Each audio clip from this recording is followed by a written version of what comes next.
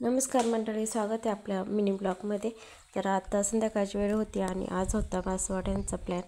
तर इथं मसाला वगैरे मी काढून घेतला आहे आणि भाजून घेते। तर कांदा वगैरे परतायला टाकला होता।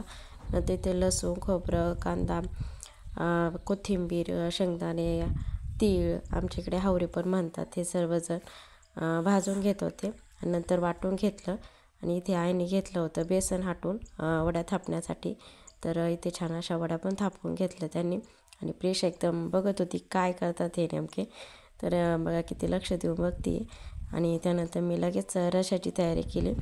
तर इथे तेलात अगोदर कांदा आणि खोबरं आणि लसूण घेतलं आणि कढीपत्ता हे बाकीचे सर्व मसाले त्यात टाकले आणि छान असा रस्सा बनवला। तर आमची वडी पण रेडी होती आणि इकडे रस्सा पण छान असा उकळत होता। तर आजचा ब्लॉग इथंच थांबवते, पुन्हा भेटू आपण उद्याच्या नवीन व्हिडिओमध्ये। तोपर्यंत सर्वांना बाय बाय। आवडल्यास चॅनलला सबस्क्राईब नक्की करा।